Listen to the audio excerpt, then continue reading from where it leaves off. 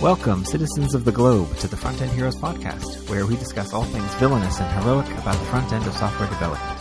My name is Evan Payne, and with me, as always, is my co-host, Scott Francis. How are you, Scott? I'm really good. The sun is shining. We're still locked in our houses, but I think that we're all. This has become reality now. I dread to think about going outside. But maybe who knows? Over the weekend, maybe I'll make it to the supermarket. Something exciting like that. Yeah, these are interesting times for sure. Today's episode is sponsored, as always, by NetCentric, an award-winning Adobe Global Alliance partner. Both Scott and I work here as senior front-end software engineers, and we are, as ever, so glad to have their support with this show. The topic for today's show is, where did they get those wonderful toys? And we'll be discussing sort of, the fancy things that we build for ourselves as front-enders. There's been, a shift over the years to a lot of client-side things. Node came into play and just meant that so many things could be built with JavaScript now. We'll get started on talking about the tools and toys that we use as developers. The first kind of starting point, I guess, was actually suggested by one of our fans. Is that safe to say, Scott? Let's say it. Let's big ourselves up. She called herself a fan. I mean, we have to take her word for it. For sure. Another one of our coworkers, Natalia Vendito, who has recently become a Google developer expert, which is amazing and awesome. She's a really talented individual, and grateful to have her as a colleague and friend. Scott, maybe you can broach the subject that she so kindly offered up. Yeah. So the other day on Twitter, Adi Osmani actually tweeted about support in Safari for the ResizeObserver finally being implemented, which really made me happy because a few months ago I'd actually utilized the ResizeObserver when I was putting lazy loading into a site that I work on. And so I retweeted this and said, I'd just love to see somebody tweet about this and actually know that you've already implemented something. To which Natalia replied, well, why don't you tell us more about this on the podcast? So here goes. Thank you for the suggestion, Natalia. So a few months ago, I was looking, we still hadn't got lazy loading into a site that I work on. And a few months prior to that, I'd actually read about the intersection observer and the resize observer. And these were things that at the time I didn't really need, but when I was reading about them, they were the kind of thing that I thought, let's store this away because in the future this could be pretty useful and make things easy to implement. And sure enough, the task came along. I went back to the articles, and I thought, yeah, actually, this is exactly the kind of thing that I want to implement. So just to take you through, the larger implementation of it. Basically, I actually set this so that the first thing that happened was that I implemented the intersection observer. Now, the intersection observer allows us to check whether something is actually at a certain point on the viewport, on the page. And in this case, what I was interested in was, is this element visible? If it is, then I want to actually load an image. So there we have the lazy loading. But there was another problem that we had with the site that I was working on. We were actually using the picture tag to decide which image it should serve. Now, this worked okay, but we had three options. And what the picture tag actually does is decides what the most appropriate size image is for the viewport that it's actually in. So if you were working on a large desktop, then it would probably serve the biggest image that it could.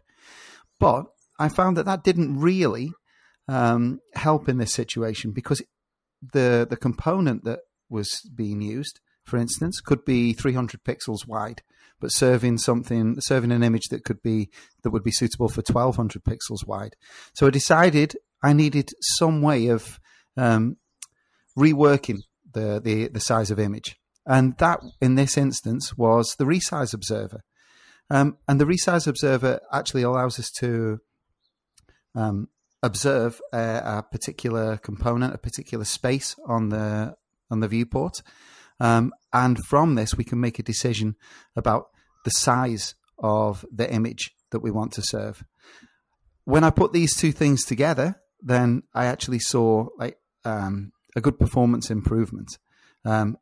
It freed up loading the images immediately, and it also allowed us to serve an image, a much smaller image, for the components that we're actually using. And of course, being a ResizeObserver, the ResizeObserver actually continues looking at the size of the image, the size of the content rather, even during, like if you're on a tablet, for instance, switching from landscape to portrait, it actually makes adjustments for the size of image, in my case, for that.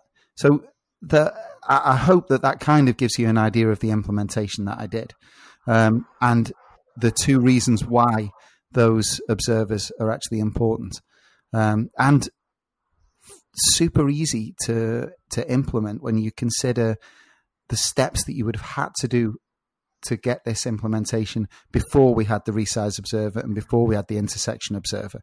I mean, I personally think that they're real game changers. And that is the reason that when I was reading about them, even though I didn't actually have a need for them at that time, just reading about them made me think, well, this changes everything with the way that we implement stuff. So it's got to be something which I keep that I keep in mind. It's got to be something that really improves things for us as front-end developers, and ultimately for the users of our websites and web applications. Yeah, and I mean, I'm just so excited by this development and by the story and exactly the use case you said, because, you know, you cut back to the early days of the web. Hey, you've got an image and it has a source tag. That's amazing, right? Even just that. But you start running into problems with usability right from the start. You know, suddenly the iPhone comes out and there's all of these mobile devices accessing the internet, and you've got these images that are just way too big. And it feels like images in the web have always been a bit of an afterthought anyway, as in, talking last time about that, Jeremy Keith explaining how HTML by itself is responsive, except for like the image tag, which you have to set a max width 100%, otherwise it just gets way too big. But to look at the stages that have progressed since then, you know, that wanting to deliver different quality and resolutions as even monitors started changing resolutions and allowing for more pixels or not per square inch. And then the picture element was developed and put out there. So HTML had a native way to handle this. And then, you know, you have these browser APIs, right? Which like intersection observer, mutation observer, there's lots of others, but those were developed as well to solve particular problems and make it just easier on the developers. So you didn't have to do a lot of measuring the window and client X and all of this stuff that honestly, I think a lot of us still do.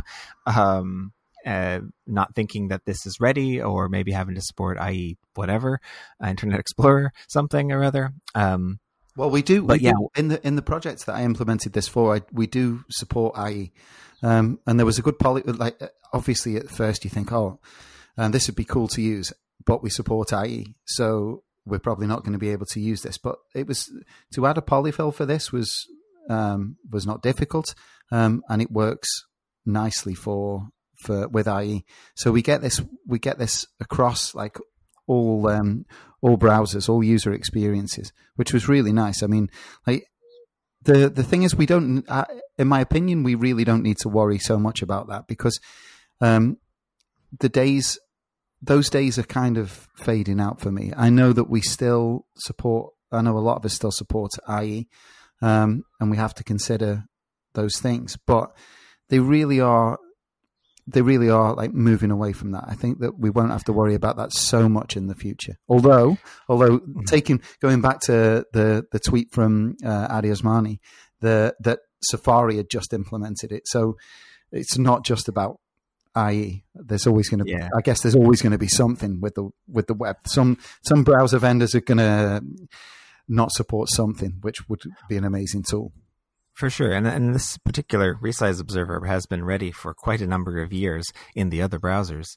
It just was not supported by all the evergreen browsers. So once, as bad as it might have been for the web diversity, Edge moving over to Chromium or Blink was a good move in terms of now there's not one more custom solution that is potentially holding people back. So you still have to contend with Safari, and the saying goes, Safari is the new IE. Maybe. It has... No, I definitely see that. Well, yeah, I do too. I was going to try and be nice, but yeah, there's a lot of things that really kind of hold things back. Including, by the way, that weird PWA security fix that they made, which basically like kills the ability to use progressive web apps like the same way you can on other browsers and mobile things. That's an iOS thing, but still, I mean, it's unfortunate. You have a closed ecosystem, and one of the best things Microsoft has done in recent years is moved so much stuff over to open source, buying GitHub and so on and so forth. Yeah, definitely. I think that anything for me, it's always been this way. For me, I've always thought that the what the web is about is like everybody. Sorry, the door's just going. There's always For me, the thing about the web is it's always been open, and I've always wanted it to be open. So when you see things like when things become really closed, and like the move for Safari to not support like PWAs as other browsers do, then like I think it kind of just holds things back. I can see why vendors do this, because at the end of the day, their businesses, they want things to be a certain way, and they try to bend things to their will. But I mean, like the rest of the world doesn't benefit from this, really. Yeah, I mean, and throughout history, there have been browser wars anyway, Netscape and all that stuff back in the early days and up until now. But I guess what comes to my mind, and getting us maybe back onto our theme a bit as well, is the reason there are so many interesting things and tools is that the web is essentially always been open, right? You have some way to serve this, and you have a browser. Sure, you need those kind of base essentials, but you type some text into a file, put it up onto a server, and you now have a web page, right? It's literally in one file, you can have all that you need, including JavaScript, to run a website. You don't need 100 files or a build system or anything like that. That's super empowering, and it should always, we should always strive to make it remain that way. And I think the other thing is, as a result of that kind of attitude of this is open to everyone, combined with the open source communities in general, we end up having really cool tools, right? Because someone is bored one weekend, doesn't have anything to do, and says, "Oh, this has been bothering me. Let me make something to make this better." And then they do so, right? This is from a framework, developer. Like I work with Angular a lot, but the number of times I've been like, I'm about to implement this feature. It seems like something someone else would have done. Let me just do a quick search, and there will be an Angular, module that can be installed and used. Oftentimes I don't take it directly. I'll just copy and paste and tweak it to my own liking. But still, it's amazing how many problems are being solved kind of constantly. And then people suggest improvements. They expand in scope. You get these really, really cool things to help out with what you do. Honestly, I wonder, I completely agree with you. But I honestly wonder, at what stage, how far ahead of the game you would have to be to come up with something that somebody needs that nobody has already written. Because think about it, it just seems insane to me that there isn't. I don't know. I mean, maybe with mature projects like perhaps the ones that we work on, maybe you don't see it so much, but that you're going to need something completely out of the box, completely like left field. But it astounds me that whatever you want is basically available, already. It's who are these people who create these things? Well, yeah, they're just all of us. I mean, I think that's the idea as well of our show's topic, is these front-end heroes. They're everyone. We're all heroes, because any one of us can. spend a few weekends putting together something, or you know, like, I don't know, some people are freelancers and they don't have to do their weekend work, and others, you know, find time for it during their regular work day if their company's okay with that. I mean, it's pretty amazing, the community that we have and the ways we push ourselves to greater heights.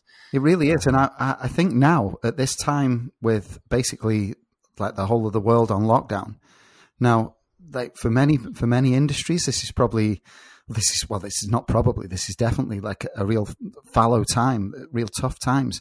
But this is the kind of thing which, out of this, you probably see a huge output of creativity, of productivity from our community.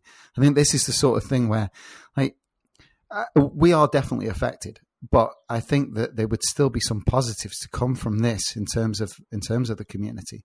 There must be, because I mean, take a look on Twitter. Like somebody just for fun will create something amazing with CSS. The other day, I saw somebody had created. There was a couple of images. They'd created a PlayStation controller using CSS, or recreated a keyboard using CSS. And you think, like, there's no, for them, that's just like drawing a picture used to be. Like, that's just something nice and creative. But also from a code point of view, somebody will have created something that is going to be super useful to the community. And I think that, like, the generation during this period is going to be, like, really big. Yeah, it brings to mind, I don't know, maybe a year ago, a little bit more, there was, you know, Sketch started to take off as a design tool for designers. And at the end of the day, the Sketch file format is readable, right? It is something that can be programmatically edited. And someone developed this tool that basically allowed you to generate your Sketch files via React.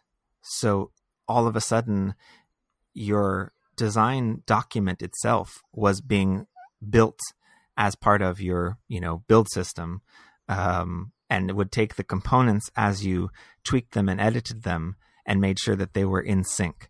And you could do an export, because it wasn't, you know, you don't want the design system to automatically generate code, but code generating the design was okay.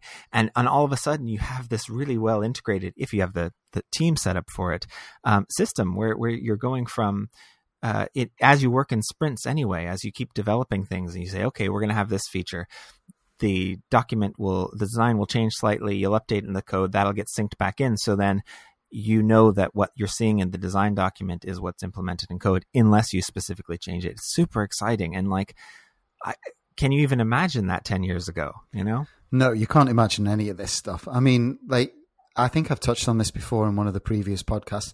Like, for me, I mean, we're talking about like wonderful toys, but for me, the biggest game changer that came along was DevTools. I mean, I can still remember I go back to like developing and sticking alerts into JavaScript, like just so I could see that the process that things were going through. So like the biggest innovation for me was DevTools. And I still think that, I mean, like anybody who comes to the team now, anybody who starts with us, the thing that I'm really interested in, I mean, like I want them to really understand how to use that. And every time that I push this to people, to juniors, the importance of this, then you see something else in DevTools that you've not seen before. Yeah. And you think, man, and then but you see every time there's a new release and there's like 5 more things that have been added. And it just makes things a little bit better and a little bit easier to see what's going on. And I think that is just fantastic. I mean, like you could honestly, I think the days are coming when you're going to have people who are just DevTools experts and their time is going to be at a premium, just because if everybody was a DevTools expert, then the development process would be so fast. It would be so good. I mean, that's for me, like that's the best tool that came around for like well, my whole career. For sure. I mean, it is absolutely essential. I remember trying to do this stuff with Dreamweaver back in the day and was just like, I don't know how to fix this. And you would like view the source code, and that was like the best you could do to sort of peek into other sites. Total game changer. But it's gone even further than that, right? Some of the tools that were being used to work from the dev tools, people realized could also work in an IDE, right? So you now have like your code editor has abstract syntax trees, right? So it knows exactly what things you're writing are which parts of, like, what kind of part of the language that you're writing in, right? So it can say, hey, apply this color to anything that's like var const let, right? Because cognitively, you don't want to have that be the important thing that pops out on you. Instead, the variable name, or the method name, or the class name, these things are the things that you want to have pop out at you. So you want to be able to highlight them, and now that's trivial to do because of these syntax tree parsers. And like, they probably came from dev tools. If not, I mean, it's still an amazing thing. And I guess where I'm going with all of that is that one of the reasons these things are happening is because people are developing with empathy, which is to say, the same as we are used to doing for the end user, we are saying, hey, is this going to benefit the end user? How are they going to feel when they do this? Is this color combination going to make them progress or feel like they're blocked? All these kinds of things that put you into someone else's shoes. And once you get used to that habit, you start doing it for other developers as well. And you say, geez, if only as a developer, I find this really annoying, maybe I can come up with something to help get around that. And now you have a debugger built into your browser so you can pause and step through code. And then you go, oh, hey, this it's really annoying whenever I'm using RxJS to go through into the random 1,000 lines of code loop as it checks, like, hey, is there anything left in the queue? No, let's check again. So I can black box scripts now and say, like, don't show me that when I'm doing my stepping through the debugging code. I just want to see my own code. It's really, really great. And really, I don't know, in these times especially, it reminds me, like, just to be grateful that this is the industry we're in, where we're required to be empathetic. And it has all these great side effects. Yeah, well, I guess what you're talking about there is UX for devs. Sure. Like, we've really focused on, or I think that the industry as a whole has really focused on UX for our end users, for the customers. And I think it's really interesting to hear you talk about those innovations, because it is true. I mean, like, we do almost. I think that we consider UX like as a matter of course now. I think that it's like kind of become embedded. But what you're talking about there is how the community is looking after itself to make everybody more productive, everybody's life easier on a daily basis, and these things really, really do help.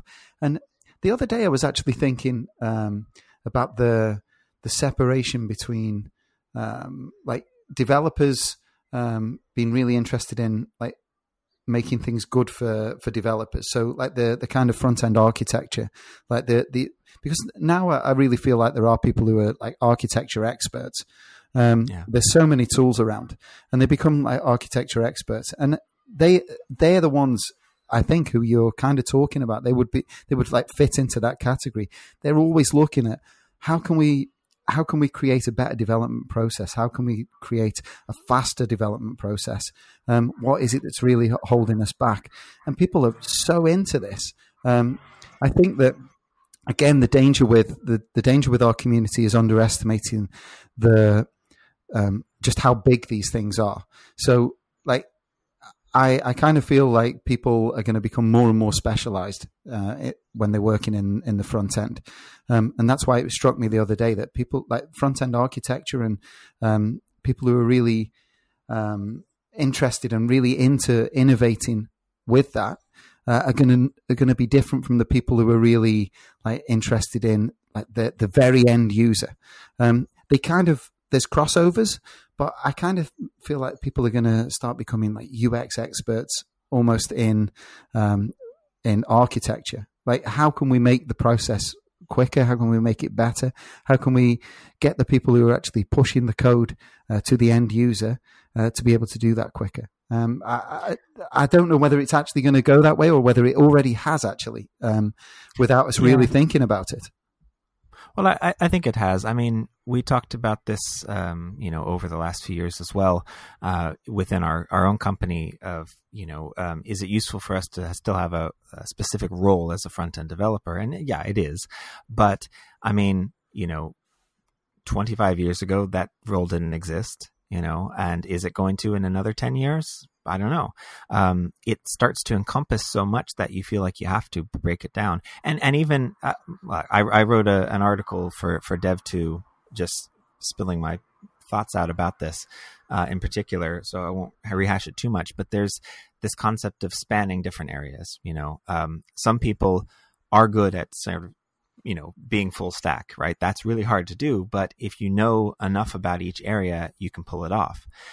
But then even then you have your limits at the far edges. Like someone that is full stack is probably comfortable writing APIs and building up the visual stuff, but maybe they're slower at CSS, or maybe they are terrible at design, right?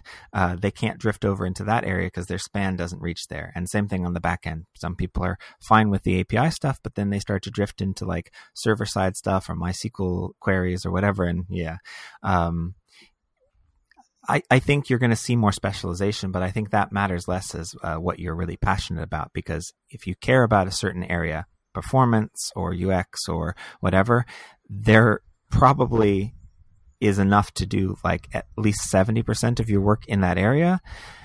Then feel free to call yourself a performance expert or, a UX dev specialist or something like that, right?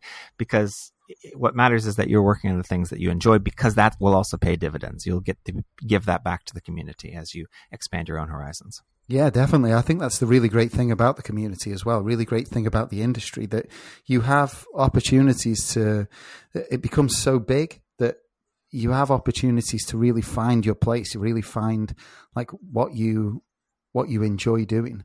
But you're not limited just by that. Like, so you could become a performance expert. But really, you have an interest in UX, but you have opportunities to grow into that as well. I mean, I think that the one good thing about the industry, well, the one good thing, but one of the good things about the industry is that you can really take yourself where you want to go. I think that you're not, in that sense, it's just not traditional. You're not tied to, we work in offices, but you're not tied to like particular tasks. There's always opportunity for you to reinvent yourself or to re-educate yourself in a different section of the industry, but still be in the industry that you like, that you enjoy being in. I mean, like, there's always, and I think that would really keep you fresh as well. Like, people, it's like talking about this is like being on a reality show or something like that, but this is like, there's opportunities to step outside of your comfort zone, so you can get really good at something and you can be really confident in that, but with that you could also become a little complacent, maybe a little bored. But the industry actually provides opportunities for you to step outside of that, knowing what you choose to step outside of and then take up is something which is going to be of benefit to the community, to the industry as a whole, and it's going to be valid. And I think that's a really comforting thing. Yeah, I agree. The thing that comes to mind, of course, when talking about the good parts, and that implies a certain attitude. And I do think that people have a tendency to get burnt out. Oh, hey, there's another new front-end framework, right, that comes out. And if you're not in the right mindset when that comes out to see its opportunities, you won't look into it for like another 2 years and feel like you have missed the boat in the meantime because suddenly it's super popular and you're not sure like how you missed it. That kind of, I don't know, there's a mindset there that it can be exhausting because we're constantly adding new things and refreshing. And I guess I think that's obvious enough that I don't want to talk too long on that, but I want to phrase it as more of a, put it through a different lens, which is, we say that there are a lot of cool open source tools and things and tricks out there. And earlier I said, when I look at this particular, module for Angular, I won't grab it directly and add it to my code. I'll instead copy and paste and trim. And I think there are usually two types of developers, right? Especially when you're starting, your tendency is going to be to say, hey, here's this thing, npm install, and make it work that way. And then you have this giant node modules folder. Whereas after a while, you start to realize that, those libraries are meant for 100 use cases. And there's a whole bunch of code that is not going to be shaken out because we're still not quite into the, golden era of tree shaking, that you're going to be including in your bundles because you added this library. And eventually you start to get into a mindset of, okay, well, if this is not a simple enough library, I'm just going to make my own version of it that only does the one thing I need for this to solve this particular problem, because I'm not a library developer. I am an application developer, that's kind of my own soapbox at the moment. But these kind of tooling choices really can send you down interesting roads of thought. Yeah, I think to pick up on that, the thing with developers in general is whether they actually realize it or not, they're mostly curious about how things work, about how they can make things better. They are naturally that, and I think that's what draws them to the work. They want to. I think we can all remember when we made our first web page, or when we first made Hello World appear in a browser. I mean, the people who go into the industry are the ones who think that it's amazing that they made that happen. At that moment, there's a big filter. People who aren't interested in making things and are curious how that works are lost at that point. But then lots of us are hooked and think this is an amazing idea, or this is amazing that you can actually present this. So I think that people are just naturally curious. And I think that's really what drives on the innovation. That's really what leads you, for instance, to look at a library on NPM and say, actually, well, how does that work? Could I filter these things out? Could I cut this piece of code out? Could I just take this? So I think it's the type of person that's really in the industry. But I think that type of person is really what makes us progress all the time. That's what makes the people actually generate these wonderful toys that we're talking about. It's the very character of the people that are actually in the industry that drives it forward. Yeah, thanks. That's a great way to look at it and phrase it. I mean, there is a reason that we have, I was really excited joining this company because my title went from front-end web developer to front-end software engineer. And that engineer at the end was like, oh yeah, that is what I'm doing. I'm honestly totally with you. I went from being like the web guy to, I'm an engineer. No, but it is what we do. It's just that kind of tinkering and trying to get something that should work because the rules of the system to work. I never could do that with mechanical means, right? I remember there was this challenge where we went to some theme park and everyone was there for the day, and you had to take one sheet of paper and make it into the tallest structure you could. And, you're 14 or whatever, and you don't do a great job, but the guy at the next table literally made it 7 feet tall or something like that. It was so tall because he understood the structural engineering things required for this. And I was just like, how do you do that? It was never my strong suit. And yet here I am building these really complex things because I do understand this. I have been poking and figuring out how these laws work. And now I'm sure I could probably build that structure out of paper because I have approached the engineering mindset from a different place.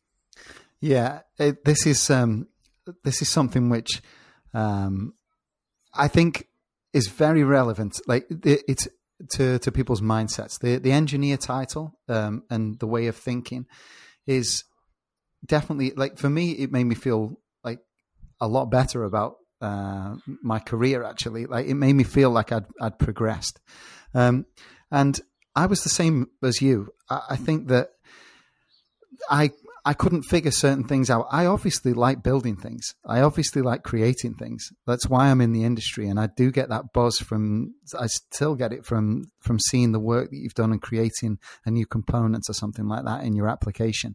I still get that buzz. So I'm obviously the kind of person who likes doing that. But for the life of me, I've never, built a kitchen or like been able to fix things like really fast around the house or anything like that in the way that I see other people do it. Like my brother, for example, is a builder. He's like amazing at doing these things. He can fix anything. It seems like he can fix anything. And that kind of, honestly, that kind of like drags you down a little bit, that you're like, I can't do that. Like, my dad can do it. My brother can do it. My father-in-law can do it, but I can't. And then the engineer thing, when I came to work at NetCentric, made me realize, but you do make these things. Like, they're not, you haven't like put a new kitchen into your house, but you do on a daily basis. You go in and you engineer things that people use. You make tools for people to use. And that really made me see what I do in a different light just by changing the title. But it really brought it home to me. And now if ever my girlfriend says, why haven't you fixed this? My dad could fix this. I say, well, yeah, well, how is he with JavaScript? I mean, we're both engineers, effectively. We both do a similar thing. But yeah, I know exactly where you're coming from. I think the mindset is what counts the most, because I'm sitting at a table right now that I did build myself, and I didn't think I could do that, but hey, here it is. I think what we lack, actually, and this is maybe the first of our listener questions, which when we said the title, it just came out naturally this way, is what is your utility belt like, right? If you're a superhero and you're a self-made one, you don't have your magically granted powers from above. Instead, you're a more of a Batman rather than a Superman. You're going to have a utility belt. You're going to have stuff that helps you get your job done in extraordinary ways. As a builder, you have, hammer, nails, these sorts of things. And part of the reason that we're not great at that is we don't know what the tools we're supposed to have are all the time. But what is it for you as a developer? What are the things that you reach for again and again? Well, I just try and hammer as much JavaScript into things as possible. No. Good old duct tape. Yeah, just well, if you can't make it work, with CSS, just put a bit more JavaScript in. That'll do the business. What else do you need? No, I would say, well, I touched on this before. For me, the first thing that I have in the belt is DevTools. Like this, it's the most. If you're talking about utilities, it is the most versatile thing that I could ever think of. Like, so number one, that's in there. Do you know what number two?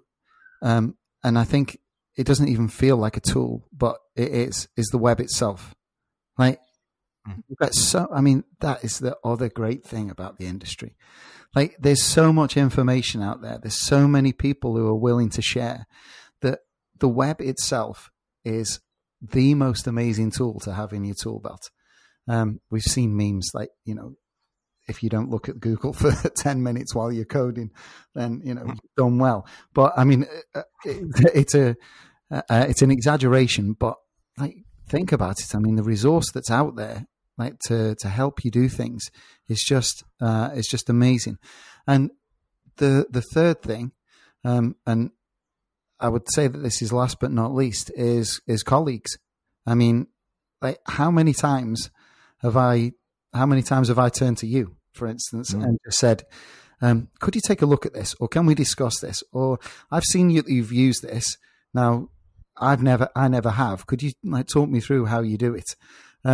And that goes all around. I mean, this is going back to the beginning of this episode where we talked about the implementation for lazy loading images and for resizing them.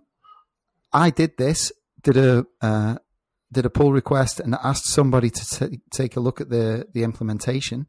And then from there, they came back and gave a few suggestions, but essentially said, do you know, would you mind if I took this code and used it in my project? And so it went around to them as well. So your colleagues are always helping you out. I think your colleagues are a great tool as well. I don't know whether this covers what you were thinking with the tool belt, but they were the three things that come to mind. I think you're being much more genuine about it than the question might have been intended. I think that's great though, and you're absolutely right. I mean, the people, the different brains, like the team that you have around you, they're an invaluable tool. The ones that I have here, which is maybe very potentially less heartfelt than the ones you suggested. I mean, the IDE, the editor itself, for me, that is kind of like, the heads up display that, I don't know which superhero would have that, but that lets them target onto a bad guy versus not bad guy, right? It is the cognitive help that pushes stuff that's doesn't need to be focused on out of the way and brings the more important things to the forefront. And that's, files, separation of concern in that manner, for sure. If you're working on JavaScript, you want to know if you're inside a particular method or function. You want autocomplete for variables that already exist on the scope, and ones that aren't, you shouldn't see because then you've done something wrong and they shouldn't be there. All these little things that have added up over the last few years to just a really amazing experience and feeling super confident and super powered. That for me is my number one lately. But other things, maybe more on the low level, would be tools like Sass, right? SCSS has really helped get my head around some core concepts of reusability, that it's really easy to sort of copy and paste code from one file to another because you want to do similar things, just rename some classes. But if you can share that code with a mix-in, or, just share variables throughout your code so you don't write your things in multiple places, or my favorite one is like the z-index thing. So your Sass generates the z-index for all of everywhere you use it based off of the rules you set. And if you add a new one, it doesn't throw off your whole website and you have to go change 99 to 100 and yeah, that is so underrated. That is so underrated. It's amazing. Yeah. But these are the things that also, they make me feel like I have superpowers in hindsight, right? You might not always be at fast when you're starting or things like that, but after a while, you don't realize how fast they've made you go. They're like, I don't know, the racing boots that just have a little puff of air that makes you go a little bit faster every time, but by the end of it, you're a mile ahead of everyone else. Yeah, the thing with the Z-index, honestly, the more times that I use that, and then junior developers come in who've never spent their afternoon redoing Z-indexes, one by one.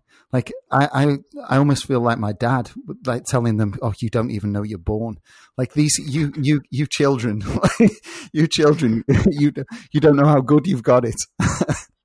But that's the kind of thing where someone was really annoyed that they had to do that and spend like 40 minutes making sure that they found all the uses and understood them correctly, and they used this tool that was already kind of there to develop a little sub tool that just made it work.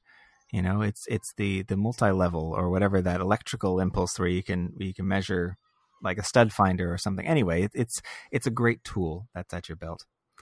Yeah, and for a third one, my mind kind of goes blank. I agree with you that the dev tools and things like that, but I mean, maybe it's just a simple thing like auto prefixer. Again, a lot of these things are part of the build system itself, like we have this, either auto prefixer or TypeScript in general. This, like when I started writing stuff in Angular with TypeScript in particular, my mind was blown of like, how did I even learn how JavaScript worked before I had this? Because I didn't have a formal education there, so I didn't know like that you could coerce things. I figured it out over time. But there was so much stuff about it I didn't know, and it was very explicit in TypeScript. And I know I have friends, they hate it. They hate that they feel like it's limiting their freedom. And I always disagree. I'm like, look, when you're 15 years in or whatever, when you feel like you know JavaScript better than, Kyle Simpson, sure, it can be potentially an annoyance. Turn off, strict, turn off type checks then for yourself, whatever. If you're comfortable, that's fine. But for the younger people, for even for me, it is just such an essential thing. And the auto prefixer one maybe is the fourth in the tool. I think that's just a helpful thing. But so you're going for TypeScript, yeah? I would, yeah. after talking it through, yeah. Yeah, you decided to change that, yeah. Yeah, the TypeScript thing's really interesting. I mean, I used it a few years ago, but I haven't used it since. And I think, from speaking with you, that you've really enjoyed using it. I think maybe we could do something about that in a future episode, because and maybe get somebody else who's like a kind of evangelist and tell us all about the benefits of using TypeScript, because I think that would be really interesting to a lot of people. But yeah, especially if that's really a tool in your tool belt that makes you feel like you've got superpowers, then it's definitely something worth touching on.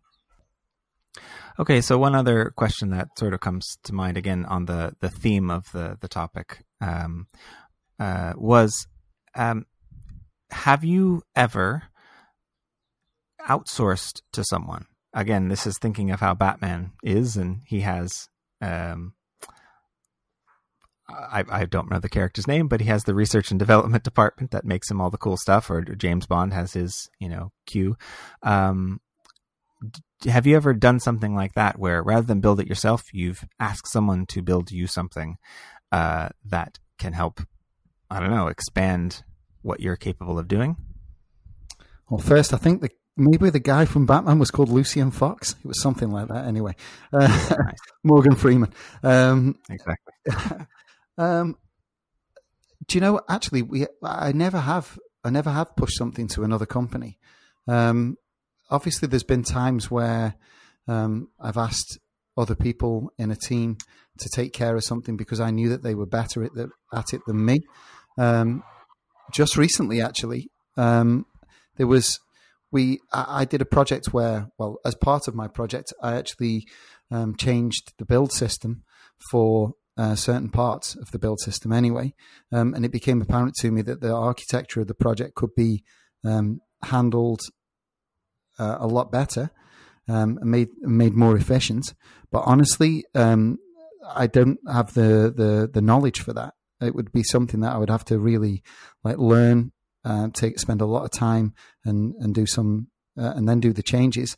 And I knew that we got a lot of talented people inside the company who were almost specialists in architecture. So I did actually ask them to take a look at it. So it wasn't really outsourcing away from the company itself, but it certainly was from the mainstream of work that we had, and asking for somebody else to come in and make the changes that I felt were needed.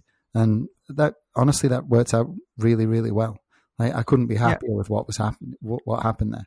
I think it was just a great thing. If I'd have tried to handle it myself, sure, it would have been a learning process. But I'd already kind of gone through one learning process by updating one part and realized that the job was just too big for me. It needed something to come in. Somebody needed to come and use their expertise.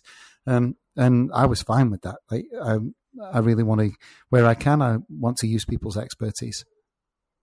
Yeah, I think that counts. I don't think the question was intended to say another company entirely. I mean, that's happened a number of times that I can think of within our company, because we have two structures in place for that. We have an actual circle that deals with the development process, like within our holacracy structure, and they're the ones to go to for this because they're the ones setting up a lot of the shared tools that we use. And so if you want something to be expanded like the front-end build system, they're the ones doing that.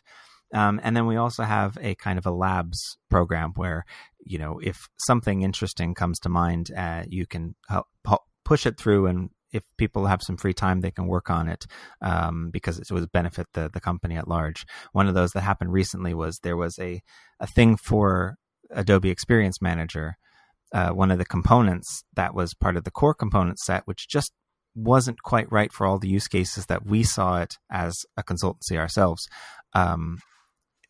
coming up for this kind of carousel.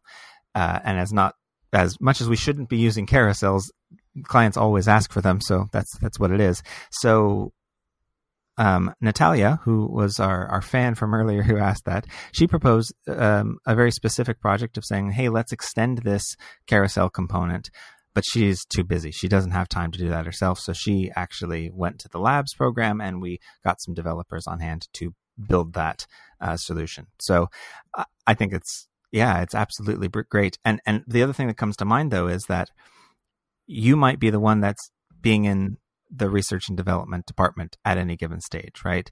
If you make that plugin for Vue that, like allows your better interactivity with forms, like our colleague Alvaro did the other day, all right? He was that R&D guy. I've not usually done that, but that is how open source works. At the end of the day, hey, here's an issue on GitHub. If you fix that, you're participating in that wider round. You are being the support network for whichever hero is using that at the moment, and you might be that hero as well in the future when you need that library. Yeah, definitely. I mean, it goes back to what we were saying before. The industry definitely gives you opportunity to be that hero and to be the person who actually puts the something new out there that is going to be super useful to everybody around the world. So it's all props to Alvaro when he did that himself. I know that he was super nervous about that, but he did it, and it went, and it was really well received. So yeah, the opportunity is always there. Yeah. Okay, it looks like that's all the time we have for today, folks. So thank you so much for listening. If you enjoyed the show, please do the like, heart, star, whatever else in your podcatcher of choice. Those reviews and ratings are how people actually find our content, and we want to keep going. And the power to help us is within you. If you have any questions or topics you want covered in the next episode, send a tweet to us, Heroes Frontend. It'll show up on our phones. We'll respond right away. Please participate more, and we'll add it to our list for discussion in the future. Until next time, heroes, remember, with great front-end power comes great responsibility. See you next time.